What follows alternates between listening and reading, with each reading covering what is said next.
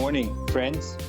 Welcome to our program. Today we are going to be talking about verse 5, chapter 5, Yeah. verse 13. Yeah. Thank you, Lou. Good morning to you, Lou. Good morning. How are we doing today? Good, good. So we're going to take it a little slow as of today, at least for today, because I think we're at a point where I want everybody to be on the same page. And sometimes when I try to squeeze in too many verses in one episode, Right. it feels to me like I'm rushing. And I'm sure it feels to you, the listener, that I'm rushing. Yeah, the last So, couple episodes are very packed. There was a lot of information in there. very packed, Yeah. right? And you're right, Lou. This is very important stuff that I would like people to get a good grasp on. Write it down if necessary.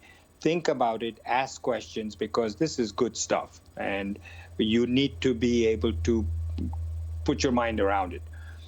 So last time where we left off was we were talking about different ways to do action, which is karma yoga, and doing action with a selfless, sacrificial attitude where you're doing it not for selfish reasons and you're sacrificing for a higher ideal.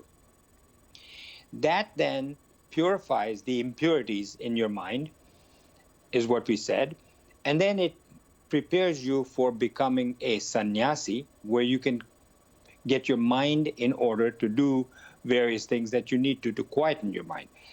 So although all of this sounds very theoretical, there's a method to this. And let me tell you what that message is. So first thing is, if you want to change the world, this room that I'm sitting in, if I want to clean it, for instance, sitting here and meditating isn't going to clean the room, right? Yep. Ain't going to clean this room no matter how much I meditate.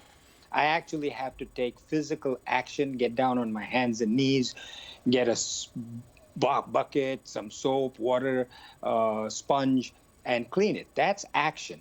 So remember, if I want to do something, change the world, whatever I need to do to change the world, feed hungry people, help the homeless, I've got to do action. Meditating isn't going to help them. Okay, so that's point number one.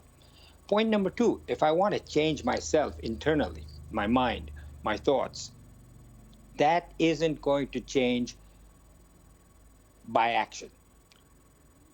Well, let's take that with a grain of salt. Yeah. It is going to change to some extent because if I do selfless action, it purifies my mind. So to that extent, there is a change. But for the most part, if I want to still my mind of thoughts, and we'll talk about this later today, to say our mind, our unconscious mind, being a psychiatrist, Freud talked about the conscious mind, the unconscious mind, the preconscious mind, ego, superego, id, all of these things. But suffice it to say that there is one part of your mind that is up front, where if you ask me, did you have a cup of coffee today? I'm able to instantly tell you that yes, I did, or no, I didn't. Mm-hmm. Whereas if you ask me something from 5-10 years ago, I've got to basically close my eyes, especially at my age now. I got to close my eyes, go back and say 5-10 years ago, think about it, and then come back to you because it's in a deeper segment of my mind. Right. Where does that unconscious thinking come from?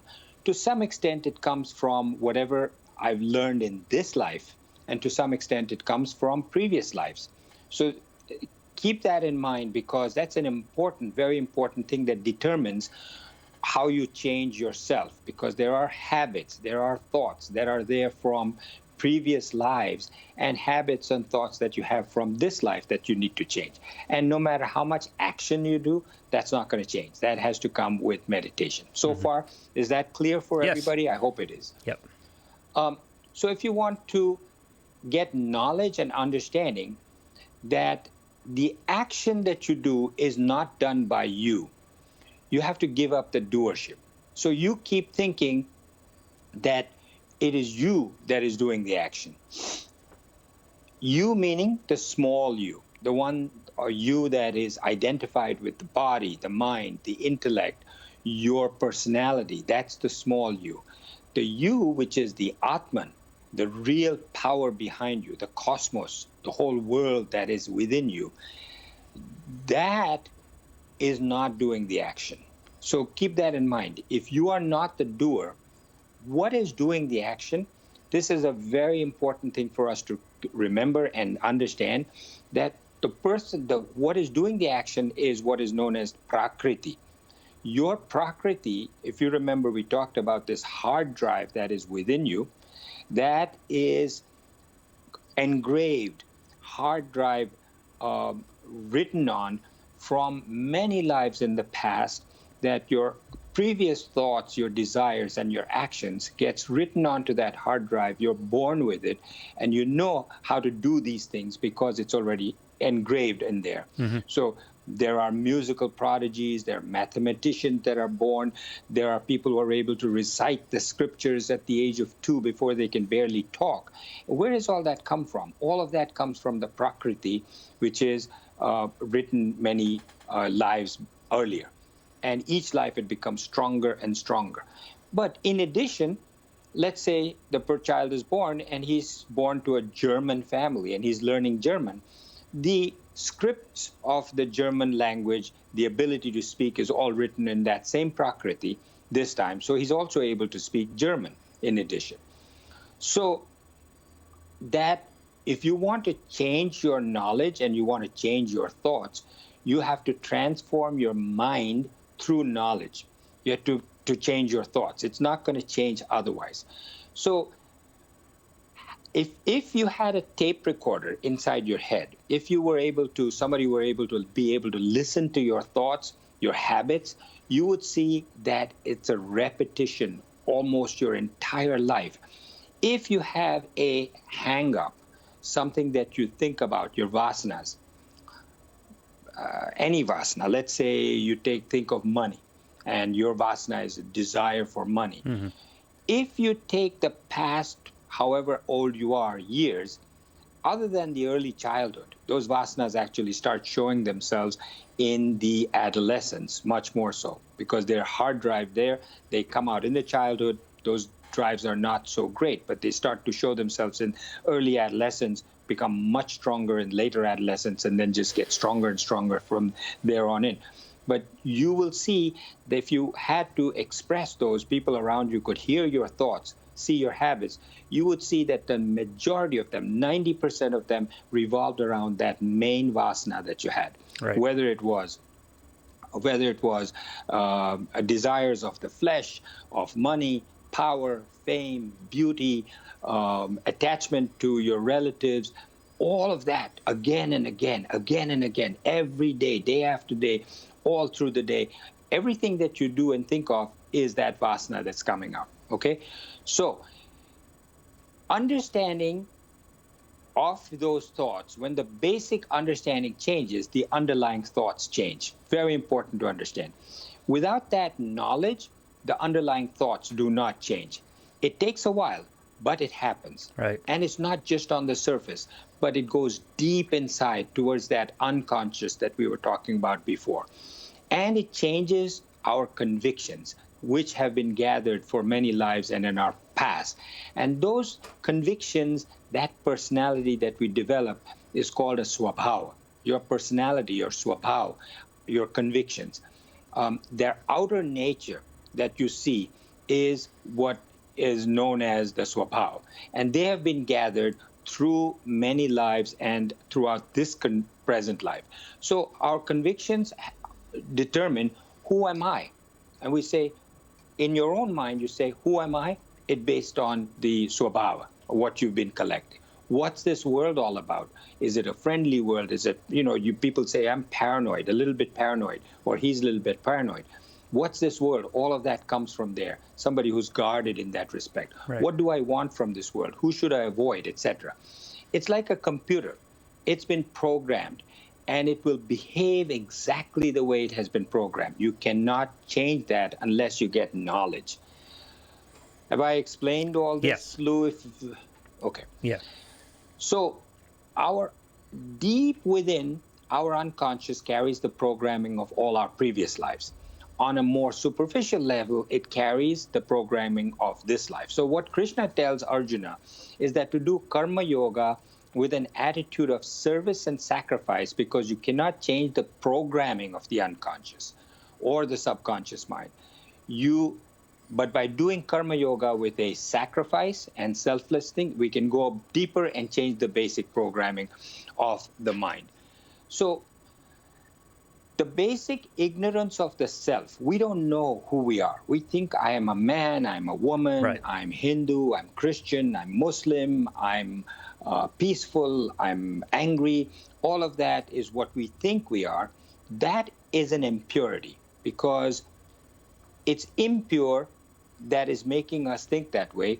Our basic purpose, we were born for this, is to ultimately get to self-realization, to get to enlightenment. And each life we take, we are going further and further towards that, whether we like it or not. Just like evolution, Darwin's evolution, we're headed there. Right. So the basic ignorance of the self is the impurity that we have to get rid of. So just as, we Hindus go to a temple, we take flowers. We pick them from the garden, or we buy them from the flower seller outside the temple. We give the flowers, and when we give it to a higher ideal inside the temple, it changes our offering. We could take the same flower and put it in our hair. If I was a woman, I'd put it in my hair in India, and we wouldn't even give it a second thought. So that act of giving it to the temple with humility and taking whatever the priest gives us back as prasad, or an offering that has been given back to me, has far greater meaning, because you're taking away the doership from that. So anything that you do selflessly, as in a sacrifice to a higher power, takes away the doership and therefore the confusion. How do you look at it as an example? Because I think that may not have been that clear, right, Lou? Yeah, was it clear? I'm open for an example. Yeah, let's try an example. Okay, all right. So when you say God, people often sort of shrink back. They say God. Well, I don't believe in God. Well, there's no guy up there in the sky. There's no woman up there. Right. So let's say the totality of this power around us, the cosmos, the energy, the electricity around us. And whatever we do for that. And as long as you do it that way, your actions become very smooth. Imagine that I'm walking down New York, in New York City, Times Square. Crowded, hundreds of people, not now during COVID times, but in the past, there would be hundreds of people walking up and down Times Square.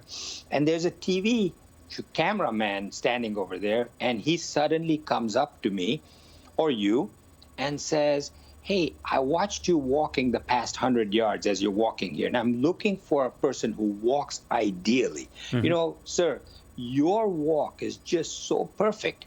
The way you stride, the rapidity with which you move your feet, the way you put your heel down first and then your toes, and the way you move your arms, and everything is just perfect. And you say, oh, wow, me, perfect. My walk is perfect. Yeah, you. Could you do this for us one more time while I film you, and all these people gathered here are going to watch you? Go back to where you started from and start walking. Yeah. Now what happens to my walk? Are you kidding? It's no longer as smooth. Right. I'm self-conscious about the way I'm walking. I'm saying, is this the right way now? Something I've done my whole life very easily, walking. If somebody tells me I'm watching you, all these people are watching you, 1 million people are watching you on TV, and it's going to be shown on that screen up there on Times Square, what happens to my walk? It falters. Right. It's not the same. I cannot perform as well. The flower that I put in my hair, as opposed to giving it to a higher power, any sacrificial action, any karma I do that I'm doing for somebody else comes across far better than if there's a doership and pride and I-ness attached to it. Right. Okay. So, and that applies to almost everything, even breathing. Such an automatic thing, but to a certain extent involuntary, but to a certain extent voluntary. That's the one thing, as opposed to the heart, which is totally involuntary, or digestion, which is totally involuntary. It's funny you bring up breathing, because one of the old golf examples, if you want to mess someone up playing golf, right before they swing, you ask them, do you inhale or exhale on your backswing? And it's something they never think about, but you put the thought in their mind and it comes to the conscious level and it just messes them all up. Messes them up. So Yeah. you're right. So here, if somebody were to say to me, same thing as I was describing the New York time. Wow, your breathing is just perfect. Yeah. Oh my goodness, your inhalation, your exhalation is just. Can you do that one more time? My breathing gets all messed up Yep. because I'm now conscious of my breathing. So that's the impurity. We all walk, but we are not intensely conscious of the action itself. So what you don't want to do is to be intensely conscious of the action itself, like running down a flight of stairs, right? I automatically just take 2-3 steps at a time as I'm running down or Right. up. But if I'm conscious of it, I'll trip and fall. Intensely aware of the sense of doership, saying, I am walking, I am breathing, I am going down the stairs, and attached to the result. Right. Again, these are all important things if you're able to write these down, folks, as I do. I hope I walked well. I hope I am walking well. I hope they're looking at me. So how far in front of your mind your prakriti is and your vasanas can disturb your connection with the higher being, the Atman. It gets in the way of your attachment to that. Right. The prakriti is what is bringing out the desires and the vasanas and the wish to do certain things. Mm-hmm. The mind is the one that races to the future to say, what will be the result of this walking or breathing? My face is going to be on TV all over the world because people are going to see me. And what are they going to see about this guy who walks perfectly? All of those thoughts. Yep. And in the past, to say worries, last time they did this, I messed up pretty bad. Am I going to mess up again? Worries about the past, anxieties about the future.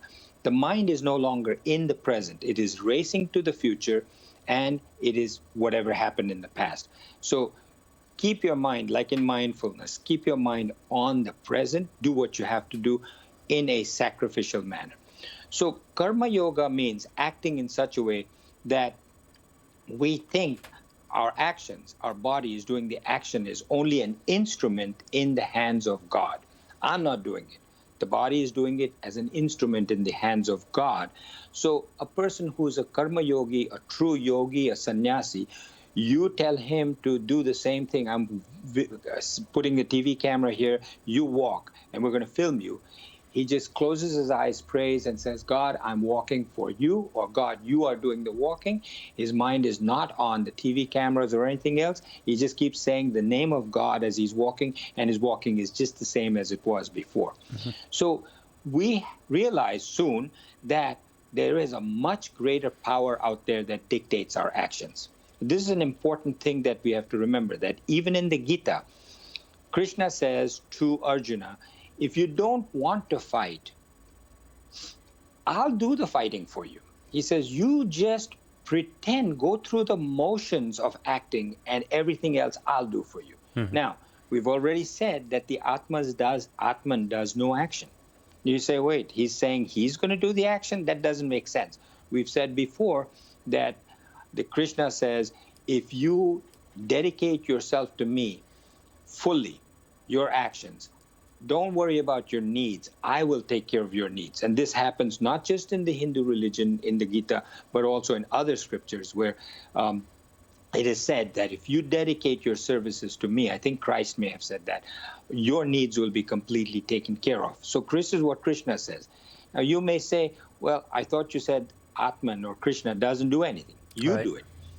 So there is some level of thought that we have to give there, because is he really saying that he's going to take care of it, or is he that confident that once you think that you're going through the motions of fighting, your prakriti that has done this for your entire life and your previous lives says, I've got a sword in my hand, I'm fighting, I've trained for this for the last 40 years, I am going to continue fighting, and you just automatically do it. And in your mind you say, see, I'm not doing it, a higher power is doing it. So this is what he says, that you start the war and you go through the motions of fighting, and I will take over. Similarly, just like with walking or breathing, this happens automatically. And the people around you, the world around you, everything starts acting synergistically with your actions if those actions are without greed and without selfish motive. So if your actions are with greed or with selfishness, then it is antagonistic to the world. The world shies away from you. Right. If it is sacrificial, if it was for other purposes, the world actually joins in with you. It's similar to eating some food that is harmonious to your digestive system, right? Yep. A food that you know is good for you. As you eat it, your digestive powers from your saliva starts getting secreted because your body says, I love this. This is good. It's good for me. Your juices get secreted. The thing gets automatically digested very easily, as opposed to something that is not good for you. Your system sort of pushes it away. It's not synergistic with the body. So with all of that, let's get to chapter 13. Verse 13, chapter 5. So verse 13 says, mentally renouncing all actions. Renouncing all actions, meaning he says, I'm not the doer. Whatever actions I do, I'm renouncing those to a higher power. And being self-controlled, controlling your senses. The self-realized person rests happily in the city of 9 gates, neither acting nor causing to act. So the self-realized person rests in the body, which is the city of 9 gates. Why 9 gates? Because it says our bodies, have 9 openings. 2 eyes, 2 nostrils, 2 ears, that's 6, mouth, 7, 1 aperture for the urinary system, and 1 aperture for the feces. So those are the city of 9 gates. Now, that's the city. Who are the citizens of that city? Who lives in there? The sense organs,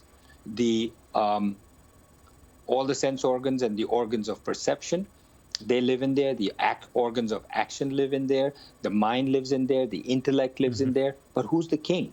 Who's the king of that city? The king of that city is the Atman, right? The self. Each one of us has that. Without a king, your body's dead. That city's closed down. Atman lives in there and is the king. And as long as the king is there, everything keeps moving. But what does the king do? The king does nothing.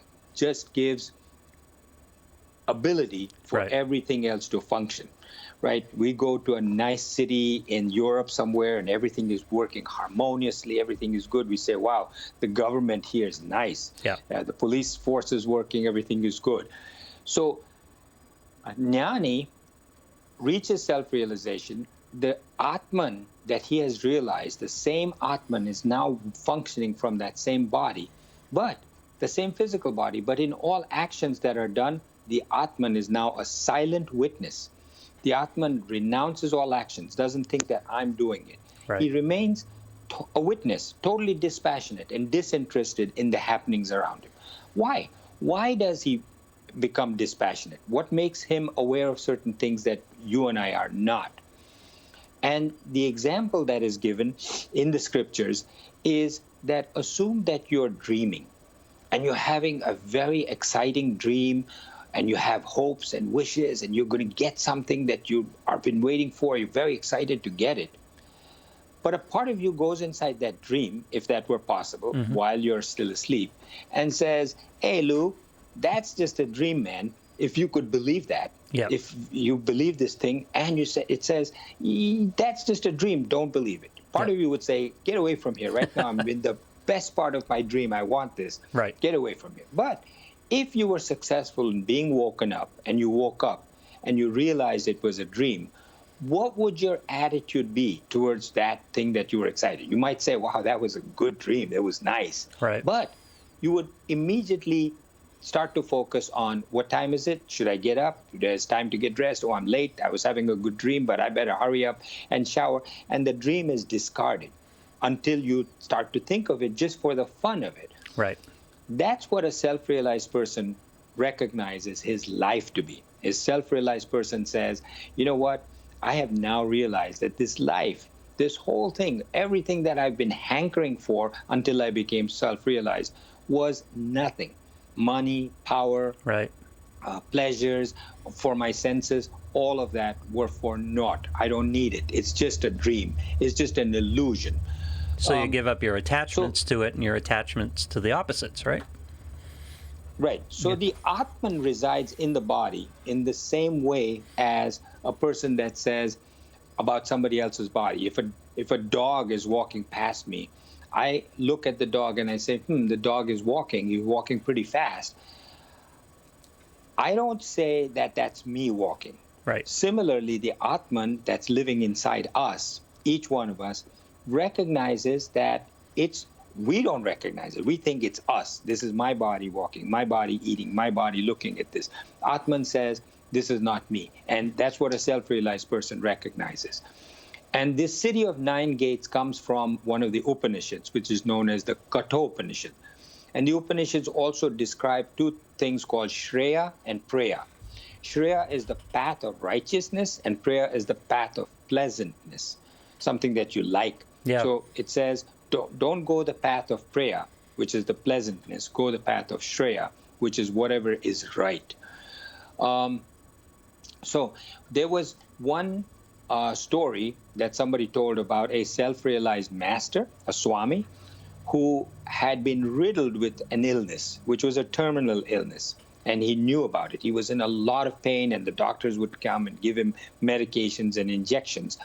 And one day, his student went up to him. I don't remember where I heard this or who I heard it about or the name of the Swami, but said, Swamiji, how are you? Because the doctor had just visited last night. And he said, how are you? He says, me? I'm fine. I'm fine. And he says, you're fine? Yeah, I'm fine. And he says, but we saw the doctor's car here yesterday, came to the ashram.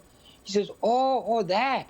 He came to treat my body. Yeah. The body is falling apart. But I'm fine. Yeah. Right? So the self-realized person recognized that he was so much into it that when somebody asked him what he is, he says, I'm fine. Mm-hmm. And I am fine because I'm just going to give up this body and come back to a different body. He's to that level of, whereas if it were up to us, we'd say, oh, this hurts, my that hurts, my that hurts, all of that. So, so to summarize that, we're saying that body, mind, and intellect is an instrument in the hands of a higher power once the mind gives up the ego. So lastly, the non-karma yogi, somebody who's selfish, is known as an ayukta. Ayuktaha is doing the actions for selfish reasons. The propelling force in him is his kama, or desires, an intense attachment to the result of his actions, which is the fruit. That happiness, when you get that fruit, you remember we talked about bondage. If you don't remember, friends, please go back. We talked about bondage because the desire for this fruit just keeps coming back again and again, not just in this life and this instance, but also into your prakriti for future lives. That bondage binds you. And these addictions are created, which creates a constant disturbance in the mind. Now, all this time we've been talking about actions, habits, thoughts. We're going to be talking about the mind. The constant disturbance in the mind, daytime, nighttime, in every relationship. You say, my boss is such a pain, such a pain, such a pain. When he leaves the work, goes home, says, my spouse, he is just such a horrible person. He's this, he's this, he's this. Constant noise. There's no peace. Right. Then when we do karma yoga with an attitude of selflessness and sacrifice, the mind gets calmer. Then you can meditate and become self-realized. But how does an enlightened person live? In this chapter, chapter 5, the second last verse and the third last verse, we will talk about a little bit about how to do meditation. And then chapter 6, we'll do a lot more about meditation. Mm-hmm. The enlightened person lives by renouncing the doership in every action, as I said before. There's no I. Just like heart beating or breathing, he renounces the I and he lives in the city of 9 gates. That's what this verse is saying. Right. The ignorant person thinks of himself as the body. I'm a man, I'm a woman. That's his body. I'm unhappy, talking about the mind, the emotions. I'm intelligent, I'm not intelligent, talking about the intellect.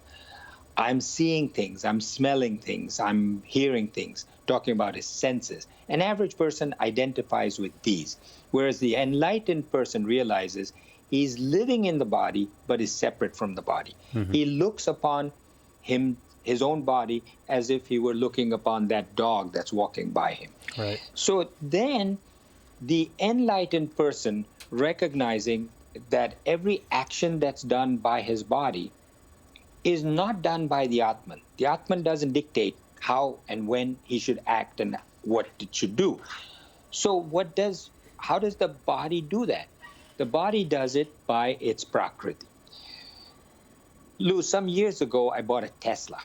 Oh. Tesla, for those, yeah, phenomenal car. But because I had to keep charging it, and those chargers were not available everywhere, I gave it up and went back to a gas guzzler that drives with petrol. But for those of you who might not be familiar with a Tesla, it is a totally 100% electric car that is run with computers, and it runs only when it's fully charged. When the electricity dies or is finished, the car stops. Right. And completely is just a mass of metal, doesn't do anything. Right. But when it's fully charged, you bring it home, you charge it in the garage, and you charge it, you start it up. Immediately, this computer goes on, this big, beautiful display on the front of the thing comes. And there's actually been on YouTube, you can see this, videos of people on the turnpike driving at 60 miles an hour, fast asleep at the wheel. Yeah. The passengers, have you seen that video? Yeah. Lou, did you see it? Yeah. Two people driving on the Mass Turnpike at 60 miles an hour. The driver's asleep, the passenger's asleep, and the car's going by itself. Now, the car has been programmed to drive a certain way. It actually can be programmed that if it knows that it's in the garage. How does it know that? By the GPS.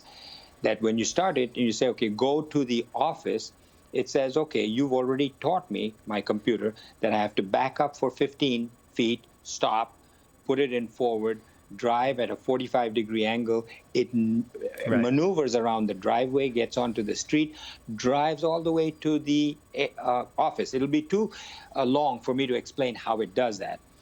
But trust me when I say that the car knows its way, what speed, avoids other cars in a better way than even human beings, doesn't get into an accident, but drives itself to the destination that you've programmed the car to do. But without that electricity charging the car wouldn't go anywhere. Mm-hmm. So the car is driving because of the computer that has been pre-programmed, but wouldn't be able to do it if the car were not charged. Right. Similarly, our bodies, our actions, everything that we do is because of our pre-programming on our prakriti from previous lives and from the current life, but does it because it's enlivened by the Atman. We may not realize that these actions that we're doing, we think we just decided to do it just now. We didn't do it just now. You didn't decide that just now. It has been pre-programmed in you for a whole many lives.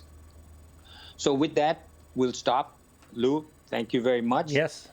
Fascinating. Good start.